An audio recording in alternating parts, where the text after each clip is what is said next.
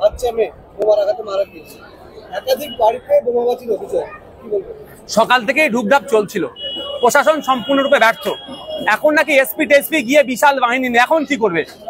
এখন কি করবে? একটা বাচ্চা মেয়ের জীবন চলে গেলে এখন ফোর্স দিচ্ছে।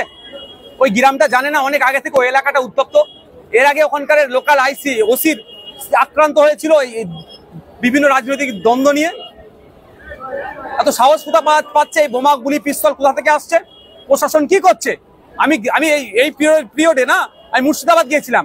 আমি আসার পর তো আমার গাড়িটা আটকে ছিল। আমি বললাম চেক করুন, তারপর বলুন না চলে যায়। আমি না চেক করুন, আপনার ডিউটি পালন করুন। মানে এমএলএ এর গাড়িও ছাড়ছেন, এমএলএ গাড়ি তো কিছু যেতে পারে। আমি যখন কনফিডেন্টলি বললাম যে আমারও চেক করুন, কোনো সমস্যা নেই, তখন ছেড়ে দিল। তাহলে ওইখানে বোমগুলি পিস্তল ঢুকলো কি করে? দেখলে দেখা যাবে তৃণমূলকে আরো ওরা গ্রিন করিডোর করে ঢুকায়। এই দায়িত্ব রাজ্য সরকারকে নিতে হবে। আমি রাজ্য সরকারের প্রধানের ক্ষমা চাওয়া উচিত নিঃশর্তে, এবং এই সমস্ত যারা গুন্ডা দুষ্কৃতী বদমাশ আছে তাদের ঘাড় ধরে জেলের মধ্যে ঢুকিয়ে দেওয়া দরকার। দুর্ভাগ্য আমাদের এমন কোন নির্বাচন নেই 2011 সালের পরে যেখানে মানুষের রক্ত খুন ছাড়া হচ্ছে না। যে কোনো নির্বাচনে দেখবেন খুন হতে হচ্ছে পিছিয়ে বর্গের মানুষ। আর একটা কথা আমি জোর গলায় বলছি, এটা মুসলমানদের শিক্ষা নেওয়া দরকার। মুসলমানদের রক্ত ছাড়া পশ্চিমবাংলা নির্বাচন নাকি বৃথা হয়ে যাচ্ছে। মুসলমানরা না খুললে পশ্চিমবাংলা নির্বাচন নাকি সার্থক হয় না। আর কত মার খাবেন? চাকরিতে 0% নিচে চলে গেছেন, শিক্ষা স্বাস্থ্য কর্মসংস্থান ধ্বংস হয়ে গেছে, ওবিসি সার্টিফিকেটে ধ্বংস হয়ে গেলেন। এখনো লাশ হয়ে এই লাশের রাজনীতি করবেন?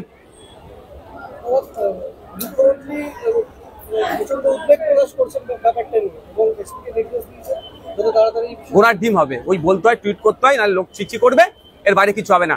বকটুয়া কাণ্ডর পরে যখন 11 জন মুসলিম পরিবারের মানুষজনকে শহীদ করেছিল, খুন করেছিল তাদের দলের লোকেরাই, তখন কি তারপরে কি বলেছিলেন মুখ্যমন্ত্রী মহাশয়?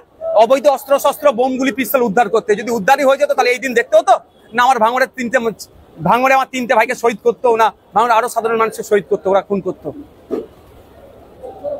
আজকে যে বাই ইলেকশন ছিল, তৃণমূল জয়লাভ করেছে, শুভেন্দু অধিকারী বলছেন যে তার মডেল সফল হয়েছে। দেখুন, নিজের দইকে কেউ কি টক বলবে না। 12,000 ভোট কমেছে, এটা মাথায় রাখা দরকার শুভেন্দু বাবু। হিন্দু ভাই বলে হিন্দু ভাইরা ভোট দেবে না, অত সহজ নয়। হিন্দু মুসলমান নির্বিশেষে প্রস্তুত নিয়েছে 2026-এর, এখন প্রিপারেশন নিয়েছে যে বিজেপি তৃণমূলকে হারাতে হবে।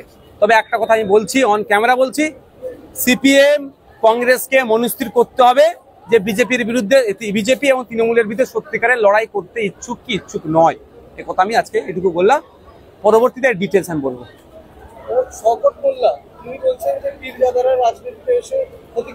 আপনি জ্ঞান দেবে নটোরিয়াস ক্রিমিনালটা? ফুরফুরা শিব পীরজাদার ইতিহাস ওনার জানা আছে? ভারতের স্বাধীনতা সংগ্রামে মুসলমানদের অবদান, বাংলার মুসলমানদের অবদান, বাংলার মুসলমানকে উৎসাহিত করার পিছনে আমার দাদু ছিল, শওকতের দাদু ছিল, নটোরিয়াস ক্রিমিনালের দাদু ছিল না। রাজা পিয়ারি মোহনের ডাকে ব্রিটিশদের বিরুদ্ধে আন্দোলনের সময় আমার দাদু উপস্থিত হয়েছিল। ফুরফুরার পীর আবু বকর সিদ্দিক রহমতুল্লাহ আলাইহি ওই নটোরিয়াস ক্রিমিনালের দাদু যায়নি। সাঁওতালি বিদ্রোহের সময় সাঁওতাল সমাজের মানুষের পাশে আমার দাদু ছিল, ওই নটোরিয়াস ক্রিমিনালের দাদু ছিল না, যায়নি।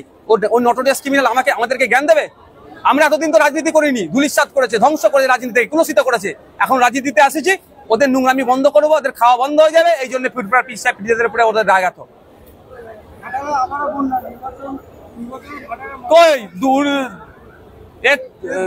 কি সব ডায়লগ ভুলে গেলেন? 31 আগস্ট 2024-এর মধ্যে আমার সরকার ঘোড়ার ডিম করবে দিয়েছে উপহার। আপনারা দিয়েছেন হিরোকে, তো হিরো কি করে কন্ট্রোল করবে? আপনারা যদি জনপ্রতিনিধিকে জিতে দেন, পার্লামেন্টে গিয়ে আপনাদের হয়ে তুমুল ভাবে করতো। সমস্যা হচ্ছে আপনাদের, ভুল লোককে নির্বাচন করবেন আর আশা নেবেন। আপনি লাগাচ্ছেন আম গাছ, আর আমরা খাওয়ার শখ গেছে। আমরা খাওয়ার শখ গেলে আমরা গাছই লাগাতে হবে। Thank you.